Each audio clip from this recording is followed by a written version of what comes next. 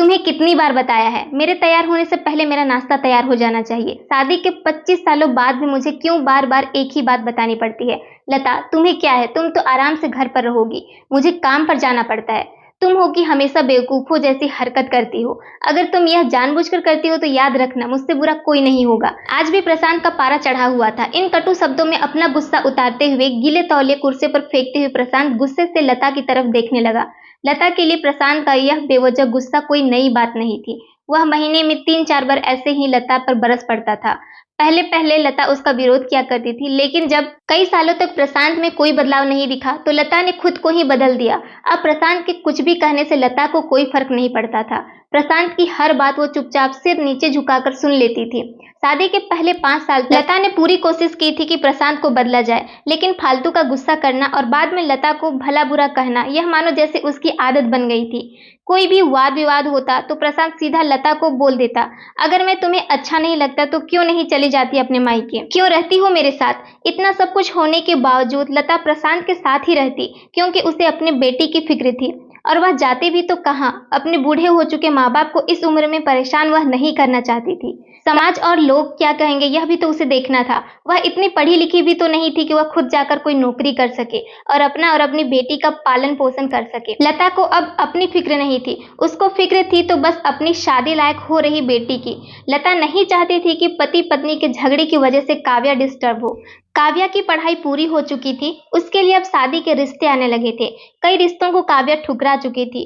2-3 महीने बाद एक अच्छा रिश्ता आया। रिश्तेदारों और पहचान के लोगों ने भी लड़के के बहुत गुणगान किए थे। प्रशांत एक शाम अपनी बेटी के पास बैठकर उसे बताने लगा, काव्या बहुत अच्छा लड़का है, पढ़ा लिखा है, बड़ा घर का है, बहुत अच्छी नौकरी है। ऐसे रिश्ते बार बार नहीं आते बेटा, इस बार मना मत करना। काव्या अपने पिता से ज्यादा बात नहीं करती थी, शायद डरती थी या शायद नफरत करती थी, लेकिन आज वो अपनी पूरी हिम्मत इकट्ठा कर बोली, मुझे अभी शादी नहीं करनी है पापा, मैं नौकरी करना चाहती हूँ, खुद अपने पैरों पर खड़ी होना चाहती हूँ। हाँ तो उसमें क्या बड़ी बात है, मैंने लड़के से बात की है, वह तुम्हें किसी भी बात के लिए नहीं रोकेगा। तुम शादी के बाद भी नौकरी कर सकती हो, वह तुम्हें नौकरी के लिए परमिशन दे देगा। प्रशांत बोला, मेरा नौकरी करना या ना करना उसकी परमिशन पर क्यों डिपेंड रहेगा पापा? काव्या ने पूछा। मैं कह रहा हूं ना, तुम्हें किसी भी चीज की कमी नहीं होगी वहां। ऐसे रिश्ते बार बार नहीं आते, इसे ठुकरा मत, बहुत खुश रहोगी तुम वहां। प्रशांत बोला, पापा क्या मैं उतनी ही खुश रहूंगी जितनी मम्मी इस घर में खुश है? काव्या ने तंज कसते हुए कहा। आज तुम्हारी जबान कुछ ज्यादा नहीं चल रही? प्रशांत गुस्से से आंखें बड़ी करते हुए बोला, पापा मुझे शादी नहीं करनी है, क्योंकि शादी के बाद अगर वह लड़का आपके जैसा निकला तो मैं क्या करूंगी? मुझे आपके जैसा जीवन साथी नहीं चाहिए जो बिना बात के मुझ पर हमेशा चिल्लाए। मुझे कुछ भी अपनी पसंद का लेना हो तो 10 बार सोचना पड़े, कहीं वह नाराज ना हो जाए। मेरी तबीयत कैसी भी हो उसे परवाह ना हो। रोटी थोड़ी सी मोटी बन जाए तो घर सर पर उठा ले, उसकी चेकबुक ना मिले तो भी मेरा ही दोष निकाले, और हर छोटी मोटी बात पर मुझे मायके जाने के लिए कहे। काव्या अपना दिल खाली करते हुए पापा से सब कह दिया। प्रशांत का गुस्सा 7वें आसमान पर था, लेकिन उसके मुंह से एक भी शब्द नहीं फूट रहा था। वो काव्या की बातें सुन रहा था। काव्या उतना ही बोलकर चुप नहीं हुई। आज पहली बार वो अपने पापा के सामने इतना कुछ बोल रही थी। पापा, आपने माँ के साथ हमेशा गलत व्यवहार किया है। आप अपने ऑफिस का गुस्सा बिना सोचे समझे माँ पर उतार देते हैं, कभी इस बात की परवाह भी नहीं करते कि उन्हें कैसा लगता होगा। आपकी बातें सुन सुन के माँ अपना स्वाभिमान खो दिया। प्रशांत आज पहली बार अपने किए बर्तावों को महसूस कर पा रहा था। वो इतना ही बोल पाया, जो तुम्हारा मन है वो करो, मैं इतना बुरा हूं ना?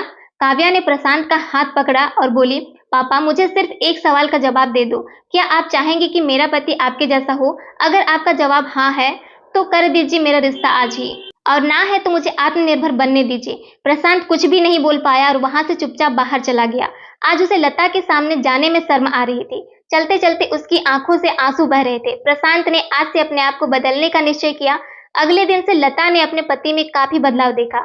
वह सोचने लगी कि जो हिम्मत काव्या ने दिखाई है, वह हिम्मत अगर मैं पहले ही दिखा देती तो शायद आज परिस्थिति कुछ और होती। अब काव्या पढ़ लिख कर अच्छी नौकरी करने लगी थी और 3 साल बाद उसके लिए एक अच्छा रिश्ता आया, और उसकी विदाई पर प्रशांत बोला, बेटा तू हमेशा खुश रहेगी, क्योंकि तेरा पति तेरे बाप जैसा नहीं है।